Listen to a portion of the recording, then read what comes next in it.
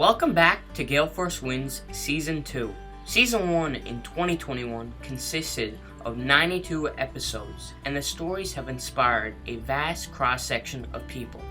The feedback that Alan and Jerry receive daily was compelling and inspires us to bring so much more to you in 2022. Thank you to those that joined us in Season 1. We continue to explore the journeys of Canadians doing inspiring things.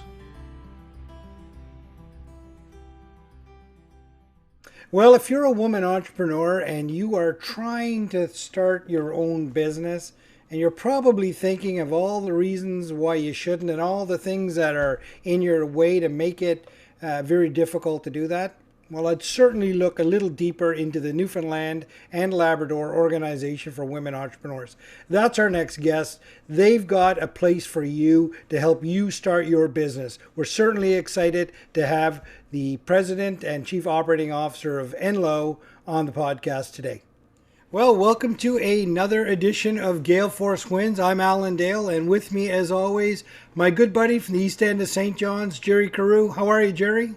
Doing really well today, but I'm really excited to talk to Jennifer Bessell. Jennifer is the head of an organization that actually supports and encourages women entrepreneurs. And frankly, there's a little bit of, soft spot in my heart. My mom was a single mom, and she didn't actually know where to go to get supports and things like that as a young woman. So to know, Jennifer, that, you are heading an organization that actually can guide women and women entrepreneurs in particular is exciting. So I look forward to the conversation. Yeah, Jerry, we've had many conversations. Your mom's come up in a lot of them. And your mom, a single mom, raised two boys, one of which, pretty tough fella to raise, I can tell you that, and a daughter as well. And she was, even though she didn't have the label, she certainly was an entrepreneur, your mother. There's no doubt about it. I knew her, and she was a lovely woman, for sure. And I tell you, Jerry and I have been in many conversations with folks in Newfoundland and a lot of women entrepreneurs we've had on this podcast. And as I said before the podcast started, there's got to be something in the water, because I have to tell you, those women are lighting the world on fire and making Newfoundland, Labrador, and the world a better place. So without further ado, I can't wait to get into the conversation with you, Jennifer. So why don't you go ahead and introduce yourself? Sure. I want to thank you both for having me here today. I'm really excited about this conversation as well. For those that know me out there, they know that I love every and any opportunity to talk about NLOWE and the great work that's happening here in Newfoundland and Labrador. As you mentioned, I am the Chief Executive Officer with the Newfoundland and Labrador Organization of Women Entrepreneurs. I've held this role now for almost 3 years. So in some respects, I feel like I'm a seasoned warrior. And in other respects, I feel like I'm a brand new babe in the woods. So that'll probably come across as we chat here today. In terms of my history, I am born and mostly raised in Newfoundland and Labrador. I was born here in St. John's, but in my childhood, I also lived in Corner Brook. I've been very fortunate in the work that I have done through the years that I've had an opportunity to travel throughout Newfoundland and Labrador. So I've been to Labrador, I've been to all parts, all corners of the island of Newfoundland, and I've really come to appreciate the people and the culture and the flavor of this place that we call home. In addition to that, though, I've also been very fortunate to work across Canada. I've lived in Vancouver, I've lived in Saskatchewan, I've lived in Nova Scotia, I've worked in Ontario and in the Maritime provinces as well. So I really bring a lot of that with me when I came back home again. My mom joked that when I finished school, I went as far away as I possibly could, and then they just watched the tentacles slowly drop me across of Canada. So That's hilarious. There you are. Now I'm home. So where did you grow up fully? Where right in St. John's? Yeah, mostly in St. John's. For a couple years, we went to Nova Scotia. My dad was working up there for a while, so we were there for about 4.5 years before we came back home again. But for the most part, it was here in St. John's. Definitely. That's fantastic. And mom and dad, were they entrepreneurs, or what were they involved with? My dad had an entrepreneurial spirit, but he wasn't an entrepreneur himself. And my mom was in nursing for a Okay. good portion of her life. Having said that, though, they really shaped me as a professional and as a person. My dad, in my early years, he had a very strong work ethic. And that came across in everything that he did. So he really instilled in me a confidence and a drive. Those Right. two things were very important. He passed away when I was quite young. So I was 16 when he passed away. And I have three sisters and a mom. So it was a very female driven household. But I also experienced firsthand a lot of the challenges for being a woman as a very young age with no kind of man or male support directly behind me. And that impacted me at an early age. So while I don't necessarily consider myself an activist in the feminist space, I certainly do have a very strong core of feminism that is a result of having gone through some challenges that not every young woman will experience. Right. And the sisters older, younger, or are they All mixed? older. I'm the Yeah. youngest. You're Yeah. the baby in the family. That's That's what great. they tell me. I don't know. Where did your academic journey take you? When I finished high school, I went to Memorial. Hmm. Loved Memorial University, fabulous institution. Had a great 4 years there. From there, I actually decided I needed to live a little, like many folks do. So I actually went to the UK and spent some time traveling and working over there. Then, when I came back, that's when I took my little sojourn out west and Right. went to Vancouver to work with a public legal education society. In that position, I had an opportunity to travel throughout British Columbia, which was beautiful, every nook and cranny, and Yeah. provide workshops and lectures on a variety of different legal topics. Not legal advice, but legal information. And it was a very exciting time because the Youth Criminal Justice Act had just been updated from the Young Delinquents Act, and I had the opportunity to tour the province, giving information about the new act and how it would be implemented. So that was very exciting. From there, I moved to Saskatchewan, and I actually worked with the Saskatchewan Legal Education Society. That was the organization that was mandated by the Law Society to provide the continuing legal education for the legal profession, as well as to run or administer the bar admission program.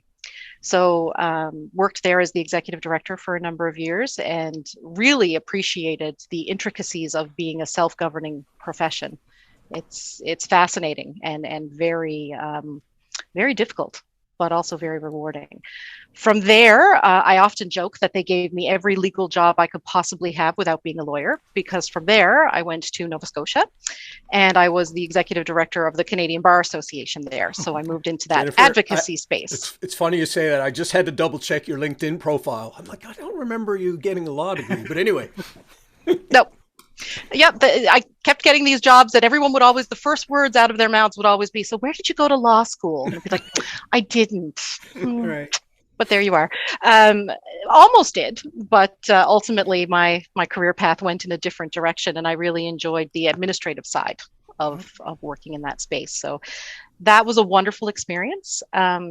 Personal reasons brought me back to Newfoundland and Labrador. One of those personal reasons is now my husband. And I also wanted to be closer to my mom and my then stepdad at the time. So I came home, started working with the Boys and Girls Clubs of Canada, and worked with a lot of really interesting and dedicated people making the world a better place for children and youth, which was very exciting. I did that in a regional capacity, regional director capacity. So I wasn't directly working with children and youth, but I was working behind the scenes on the programming, which was great. And then from there, I worked with the Association for New Canadians for a while. Really had an opportunity to learn about the challenges of being a newcomer in Newfoundland and Labrador, or anywhere for that matter, but specifically here in Newfoundland and Labrador, and appreciate the strength and tenacity it takes to be successful. And all of those activities and experiences rolled up into one big balloon or ball or whatever you want to call it with a ribbon on it, really lends itself to the work that I do here at NLOWE. I have a perspective that I'm able to bring when it comes to newcomers' experience, when it comes to children and youth and the challenges they have, when it comes to the red tape and the struggles that you can have in starting to open a business. I'm able to bring a lot of different perspectives and draw from my past. So it's been really great. I mean, Jennifer, wow, what an amazing journey you've had. And one thing that jumps out certainly is that you are not afraid to travel. You're not afraid to kind of get in there and travel to the corners of places that maybe not a lot of people would have seen or want to go to, but you just lean into it. I mean, tell us about some of those experiences, because as there is some remoteness in Newfoundland and Labrador, there is certainly some remoteness in British Columbia, and you seem to find your way into those areas too. Tell me about those places. The one of the most fun stories is I went to a little community called Chetwynd in northern BC. It's close to Fort St. John, Mm-hmm. and it's this small little community. And I stayed at the Stagecoach Inn, and I got the grand suite. And I use air quotes when I say that, because it was the room with the big wagon wheel window. And that's how you knew it was the grand suite at the Stagecoach Inn. Not stereotypical at all, is it? Oh, yeah, it was. And I mean, the people were so lovely. But when you get there, it's just one of those situations of you walk in and you go, I want to get something to eat. Where, what restaurant should I go to? It's like, oh, you got to call John down the road. Okay. They're not open now. I'll call him. He'll get you something. Okay. So it was that kind of experience. It actually reminded me a lot of Newfoundland when I traveled into a lot of the smaller, more rural places. In many respects, I think in Newfoundland, we like to think we're really unique. Mm-hmm. But when it comes to smaller communities, it really doesn't matter where you are. There's a sense of family and commitment that really strikes you if you take the time to get out there and chat with people. It's very Canadian, isn't it? It's very much so. We're a lot more similar than we actually think we are. And you mentioned Saskatchewan as well. We have a gentleman coming on our podcast this evening from Saskatchewan, and I've been to Saskatchewan myself, and I always remarked how close people from Saskatchewan were to Maritimers. They had the same approach. The accent just a little bit different, but their approach to family and to work and to life was very, very similar. Would you agree? Most definitely. When I lived in Saskatoon, the board that I worked very closely with, we used to joke that Saskatoon was the St. John's of the West, and that Saskatchewan was the Newfoundland of the West. Many different contexts that would come up, but it was definitely prevalent. Jennifer, you mentioned you went to MUN. What did you study there? Well, I was a classic young person in the sense that I started out firmly, I'm going to study English and history. Mm-hmm. That lasted 20 minutes. I then decided I was going to do a minor in philosophy, and that lasted 20 minutes because then it became a major. So I did a double major in English and philosophy. But again, as I mentioned, there was always that core that was there when it came to women's issues. So I decided, okay, I want to do some women's studies courses, and I did a number of those. I'm not sure if I actually completed a concentration. I think I might have, but I did a lot of them. And then just for fun, I also did theater. So I also did a theater concentration as well, and it all just came together for one really rewarding university experience. Well, that's fantastic. And I'm going to scratch on that theater thing for a second. So did you explore that further?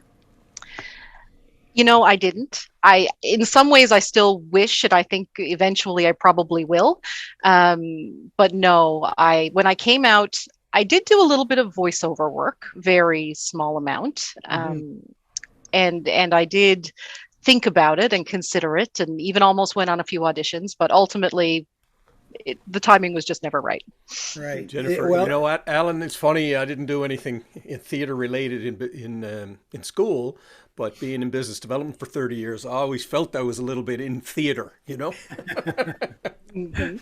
Yeah, well, I mean, that talent and that passion can come out at any point in your life. We had another wonderful guest on our podcast, Michelle Tessier, and Michelle was a commanding officer of a couple of Canada's warships, and she's just recently retired, and I have a feeling that theater is in her future after a wonderful journey commanding some of the most impressive ships Canada has to offer. So you never know when that might pop out again. So fantastic. You've described an incredible journey to where you are now and touched so many facets of society. So I'm curious to know, what are you doing in the moment with the Newfoundland and Labrador Organization for Women Entrepreneurs? Well, I think like everyone, at the moment we're on pause. We're poised, we're ready, we have a lot of ideas, and we've spent the last 2 years pivoting to the point that sometimes it felt like we were going in circles a little bit, but we were pivoting. Pivot into a pivot. Yeah, I know what you're saying. Mm-hmm. But right now I think that people are really exhausted, and COVID has really taken a toll. So for me, I feel like right now my primary purpose within this space is to ensure that people still feel like it's a welcoming and exciting space where things are moving forward, but not ramping up so fast that people are being left behind, because people are tired right now, and there needs to be a recognition of that as well. So we've been doing a lot this last couple of years. We pivoted, again, to use that word. A lot of our programming previously was really foundational for networking and for getting out there and being together in person. So when all of a sudden we couldn't do that anymore, we had to try and recreate that space in a virtual environment. And we jumped in head first. I kind of applied the same philosophy I apply to my travel. We just went and did it and fixed the kinks and worked things out as we went along. But we just got in there right away and started offering programming. We've seen a lot of success with that. We've also learned a lot. And we know now that as we move forward, we're going to have to maintain a level of that while still providing opportunities for people to come together. So as an organization, that's going to create some challenges for us as we try and navigate increased expectations and demands on our services and types of services that we provide, while working through the resources that are available to us. So it's an exciting time, but it's also a time to kind of stop and say, one step at a time. Right. People are tired. Yeah. Well, you're probably no stranger to that. I mean, you're a stranger to the times we're in, for sure. We all are. But you're no stranger into building organizations and understanding the complexities of all those moving parts. How big is the team that you work with, Jennifer? At the moment, we have 17 of us. There's about 14 of us that I would call core, in the sense that there's ongoing programs that we're a part of. And then we have a few folks that come with us for projects. And so they come in and they go out, and they come in and they go out. But our core group, there's about 14 of us, and we've been working together for quite some time. As an organization, we have at least, forgive me if it looks like I'm looking off into space, there's a picture on the wall of all the staff directly in front of me. Right. So I'm kind of looking at them as I'm talking to you. We have about 3 or 4 staff that have been with the organization for, 2 that have been there from the very beginning, so 25 years. And then a few more that have been with us for at least 15 plus years, with the majority of staff being with us at least 10 plus years. Wow. So as an organization, we really have a core group of people that are very committed to the work that we do. And it shows in how we interact and how the organization moves forward. Now, Jennifer, keep staring up at that picture and look at some of those faces and tell me about some of those people. There must be just amazing people in that group. There are, it amazes me. Well, first of all, there's a couple in there that are entrepreneurs themselves. So in addition to working with NLOWE, they also have very successful side businesses that really is a passion, and it drives how they work with many of the women that approach them for assistance, because they understand the struggles. They understand the fear and the belief that I'm not sure I can do this, even if it is just as a side piece as opposed to a full-on career. Have some other women that work for us. They are so inspirational because they are constantly looking for ways to improve their skills. We have 3 staff that just this past year completed the Economic Development Certificate out of the University of Waterloo, solely because they wanted to understand the economic environments they were working in to be better able to serve the women that they work with. So it's that kind of commitment and passion that I just love being able to tap into and to work with as a leader, because you don't find that everywhere. Right. There's a couple more that have such complementary skills. We have one person on staff who absolutely loves numbers. I don't get it. Alan and I, we're not the numbers guys either.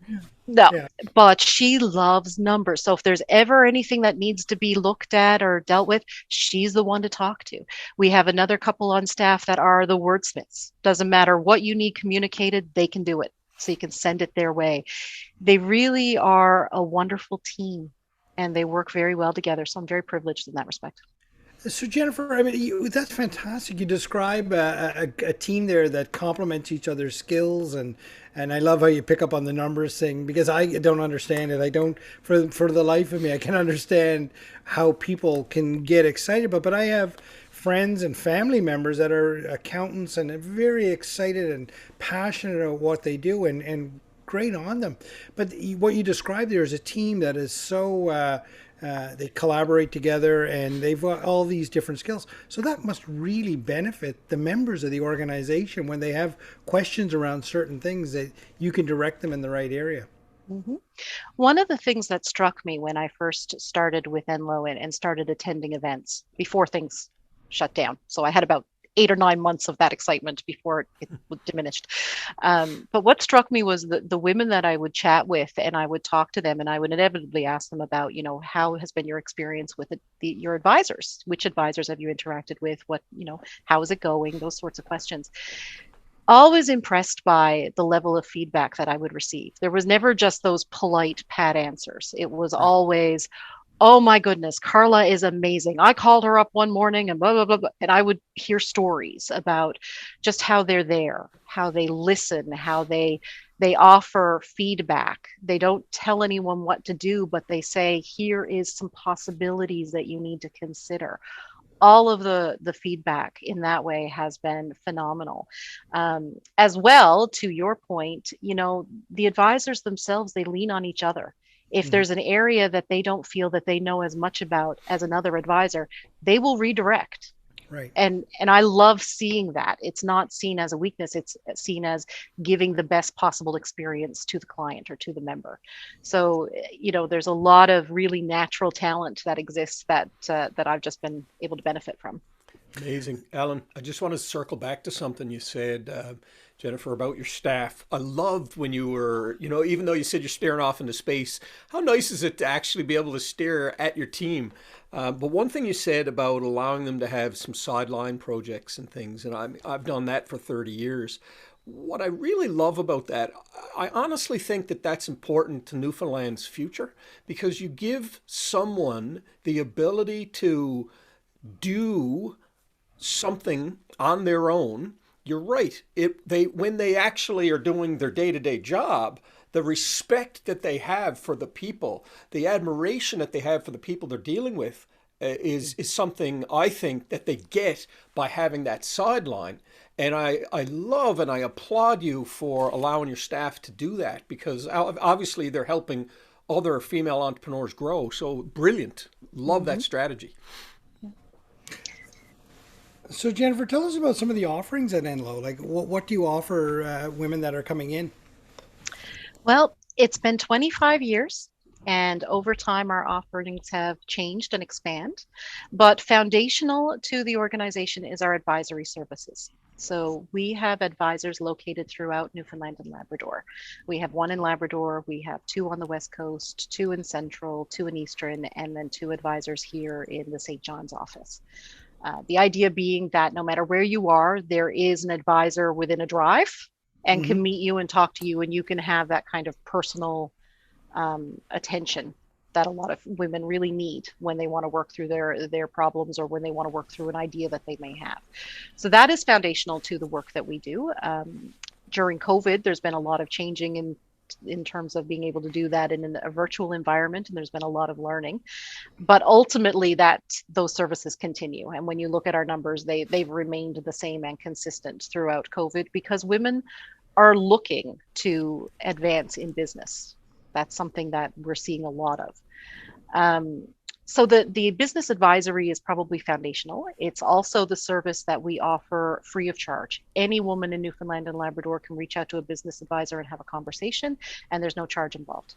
And that business advisor can, help them figure out their business idea, if it's viable, where to do some research on it, who else they should be talking to, whether or not there's competitors they should be aware of, where there's allies that they could talk to, if there's funding available. You name it, our advisors, they've been asked it at some point, and if they don't already know the answer, they'll find it. Right. So they're a great resource.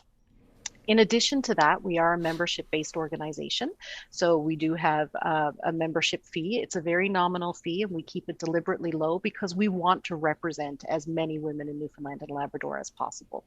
Mm-hmm. So with that fee, there are a number of services that are provided. These services are also provided to everyone, but if you're a member, they're free or they're a discounted rate. Mm-hmm. And those services include webinars, educational series, workshops. We have a magazine that we put out 4 times a year, the NLOWE Advisor. All of our members receive a copy of that. We still put it out in print because everyone tells us they still love print. So if they love it, we'll keep doing it. But we also put it online and make it available as well electronically. So those are the programming pieces that we do. In addition to that, it's important for people to realize that NLOWE also works behind the scenes. It's not just about the forward-facing activities that we do for our members and for our clients, but as an organization, we also feel very strongly about improving the space in which women are able to operate and run a business. So we work with our colleagues across Canada to have a stronger voice when it comes to the challenges and issues that women face in the business space. Often, I've spoken at various committees at the federal government level, provincial government level. We often are asked for feedback and information and statistics around what's happening, what the trends are, those sorts of pieces. So we do play also an important role in educating and ensuring that all the players within Newfoundland and Labrador are aware of the challenges for women and aren't given the opportunity to forget that we all have a responsibility to do something about them. Right. Now, 100%. You'd be in a lot of conversations. From what you just described, you'd be involved in a lot of conversations and certainly driving policy and direction and programs in appropriate ways. Tell me about women when they come and engage with NLOWE. Are they at the ideation stage of their company, or are they halfway through, or trying to accelerate, or is it everywhere in between? It is everywhere. We have, first of all, we are one of the agencies that operate the self-employment assistance program on behalf of the provincial government. So a lot of the women who come to us at the idea stage are coming to us because they've been told that NLOWE offers the program and that they can work with us to put together their application and work through the steps to become approved to participate in this provincial government program, which is wonderful. In addition to that, though, we have a lot of women who don't qualify for that program, but still come to us in that very early stage saying, I heard you guys will help me. I heard that you will be a sounding board. I heard you will tell me what I'm doing wrong or what I'm doing right. One of the things that we're finding, many have an idea and they think they have a business plan. What they have is a really good start of a business plan. So we're there to help them understand all the components that they need, and the fact that it's good for them to have a plan that they understand and they like. But if they're going to take that to a funder, it has to have a certain structure to it. So we assist them with understanding that and putting their plans into that structure. History has shown and research has shown that for women, financing is one of the biggest hurdles. But in addition to financing, just being financially literate in general is a challenge in terms of just organizing yourself in that financial space, even once you receive funding, to ensure that your business is successful. So that's something that we work on. In addition to that, we ensure that we offer a lot of marketing and communications programs throughout the year, because that's another area where historically women have been a little bit behind the 8 ball. Right. In terms of being able to keep up with the curve of technology. So we're trying to assist them and ensure, even as we're trying to keep up, to ensure that they're able to keep up as well.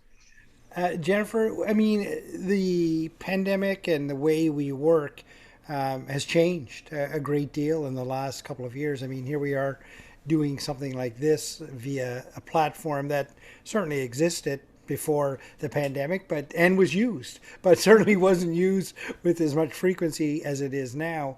But people work differently now. They will be working differently, and there's I think a reluctance to go back to work the way it used to be. And I would go so far as to say this is really going to show women that maybe the answer is not in the office space or in the normal corporate structure. Maybe the answer is in your own business.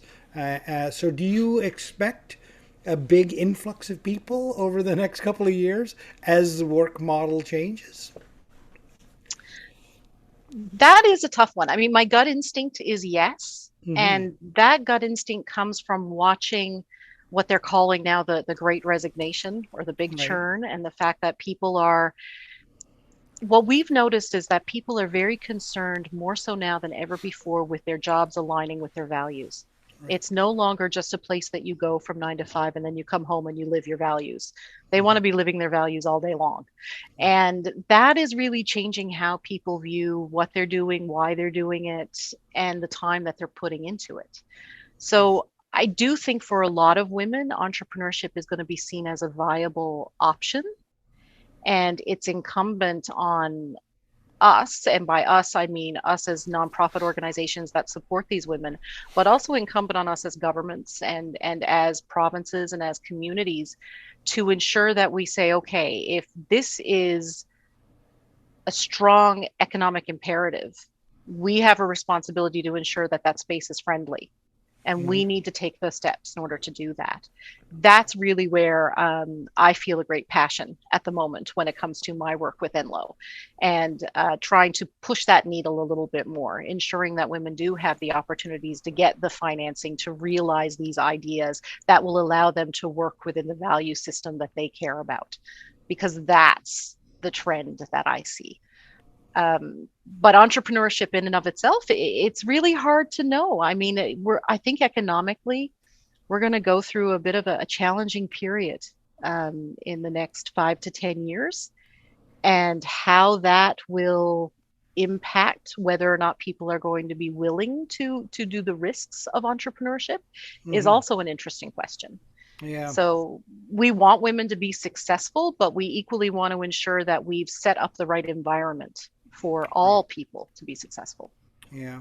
It is an exciting time though, isn't it? If can you imagine if we all lined up our values with how we work, what a wonderful space we would be in. I mean, I'm sure there's no doubt in my mind you found that in your position, and Jerry and I have found that in what we do. But not everybody has. Not everybody, they're lined up like that. And it must be a struggle all the time trying to separate your work and your life and all of that. And it's so much better when it's blended together. So it does represent a very exciting time for sure. So you've described an incredible journey that you've had to get there. You've described a wonderful organization and a team that surrounds you, and great offerings to so many people. What's over the horizon? What's exciting? What's next? But what should we look forward to? For me, the big thing is really building on all that NLOWE has established. I mean, we're celebrating 25 years this year, and that's a pretty big accomplishment. When I look at the roster of women that has been impacted or worked with NLOWE through that 25 years, I mean, there's a lot of very impressive women in there. And I'm excited for an opportunity to celebrate them, as well as to celebrate all the women who are yet to come. I think the biggest thing that excites me for the future is also realizing that we've made a tremendous impact, but we've done it very quietly. Yeah. And I'm not quiet. So I plan to be a little bit louder about it, and to make sure that, Newfoundland and Labrador realizes that women here are doing some pretty tremendous things, and they need to be celebrated. They need to be acknowledged. And that is my goal in the next few years to ensure that NLOWE becomes known, and not for the sake of NLOWE, but for the sake of all the women who are contributing so tremendously to Newfoundland and Labrador. They need a place to be celebrated, and I think we can supply that. Yeah, well, that's a great thing to have on your horizon for sure, because there's nothing more powerful than the stories of those people that have gone before and have had great success through the program. But too many organizations, institutions, whomever, they struggle with that piece of telling this good news stories. Do they not? Yes. Yeah. And especially women. I try very hard to stay away from some of the cliches, but sometimes you have to. Women generally, they don't put themselves forward, right? If you look at the differences between the genders, generally men, they will put themselves forward. Their accomplishments are there, front and center. Women, not so much. They're like, oh no, yeah, I'm doing okay. People know it's it's fine. Yeah. And I'm sitting there going, no, it's not fine. You need to be pushing that forward. You need to be front and center. So it's a real challenge, because we're also fighting, in some respects, people's very nature, in terms of really encouraging and coaxing them out there to say, let's tell your story. Let's be a part of the dialogue. Since starting with NLOWE, I launched a webinar series called Entrepreneurial Insights. And that's where I interview a lot of the women mentors and women entrepreneurs that we work with here at NLOWE, really as an opportunity to do that question and answer format and get them to tell their story. Right. But it's a challenge. Tell me about some of the mentors. We have some amazing women who have worked with us. We recently launched a new mentorship program. We've always had mentorship, but now we have formalized it a bit more. So we have some women mentors who work with a mentee. So we match them, and we don't just match them based on geographic location or those sorts of considerations. We also match them based on the business challenge. So we ask the mentee to really identify, what's the challenge that you're looking for mentorship on? What do you need a little bit of help with? Not that we're guaranteeing that they're going to get an expert, but we are guaranteeing that they're going to get someone that will have something to offer in that regard, or at the very least will get excited for the journey with them and work with them in that mentor capacity. So we put a lot of work and effort into the actual matches themselves. It's a year-long program. Once you commit to meeting with the mentor and mentee at least once a month. And we provide some guiding resources. Not that we want to tell them what they need to talk about or anything like that, but we provide some guiding information around how they can approach this relationship. What are some good practices, creating parameters, all those sorts of pieces, to ensure that there's a comfortable fit right from the very beginning. And then we just check in and let the mentors and the mentees work their magic.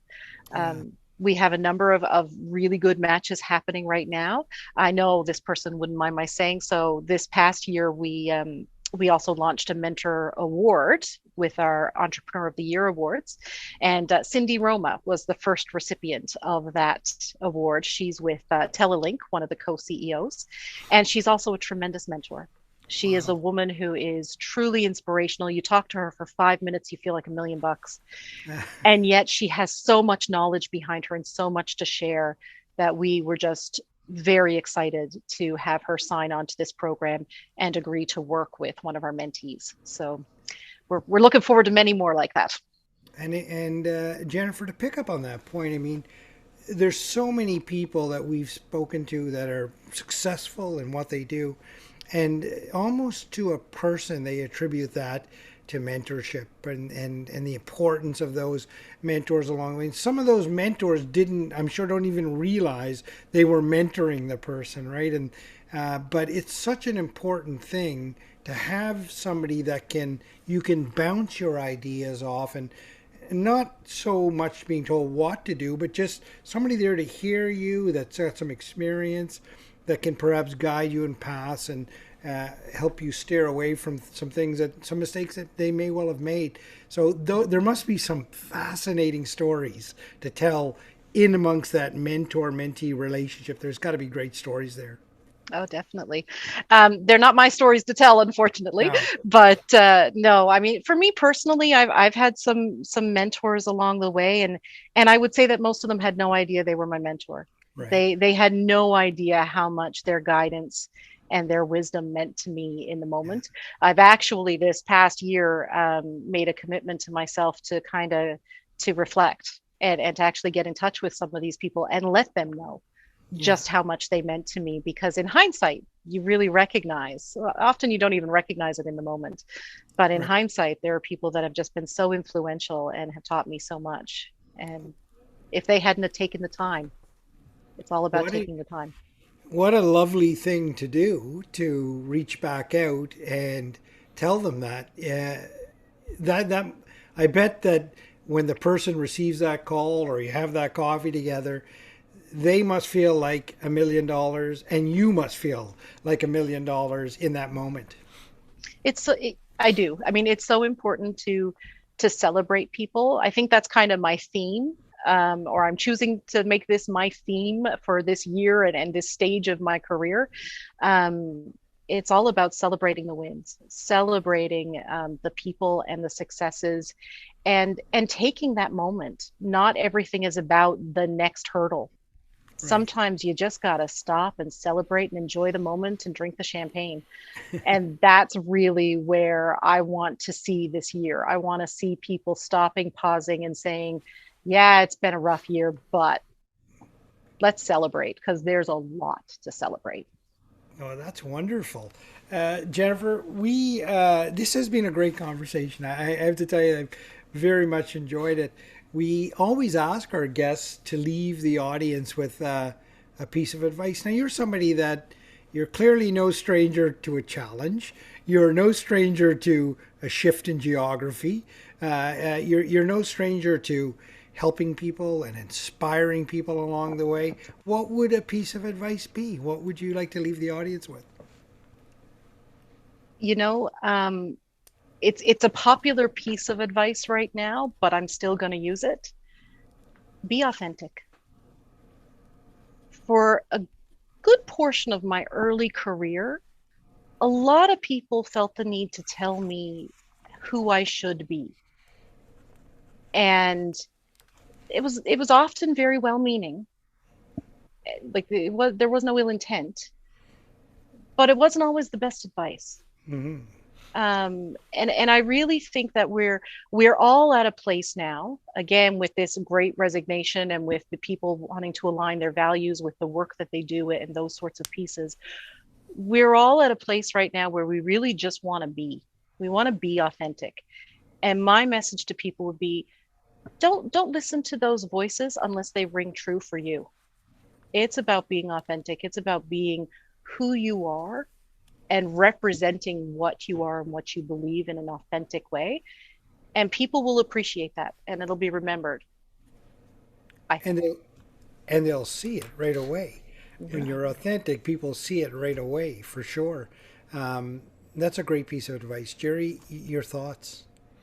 Well, it's interesting, listening to you talk. First of all, what an incredible organization. I've had some friends and business people in the past tell me, I don't know if I get any value out of this organization or that organization. My 30-year career, organizations like yours, Jennifer, are so important.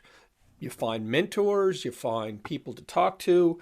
They're just important, really important. And, Alan, when you think about the staff and the people Jennifer lead, they're helping grow ideas. And this is where we all can benefit. The more success that comes out of NLOWE, the more successful this province will be. A couple of points telling the story. It's interesting. I've reached out to a few people. Most people we talk to or we reach out to kind of get what we're doing. And I think Alan and I are pretty authentic when we do what we're doing here. I do understand, though, Jennifer, some people that don't want to really tell their story because they don't want it to come across as braggadocio. My only thing to anyone watching this who has an incredible story, please just tell your story. Yes, okay, if you've made $50 million, that might come across as a little bit of braggadocio. But you know what? We all need that inspiration. We're seeing enough negativity. Ottawa is a good example of what's going on up there. Who wants to watch any of that anymore? Like, we need to know, we need to be inspired by young women who are doing things. I think one of my challenges in my entrepreneurial journey is just getting the heck out of my own way. that has been my biggest challenge. And listening to you talk, Jennifer, you have a network of people who have gotten out of their own way. And I think the young women that are coming to you, many of them probably need to get out of their own way. And I think you guys have the tools to help them, you know. So kudos to you, and thanks for coming on today. This is an important organization for our province and our country. Thank you. Well, another wonderful edition of Gale Force Winds. And braggadocio must be a word they used at Brother Rice, because they never use that one in Gonzaga. I can tell you that. Can you spell it? I'm writing it down.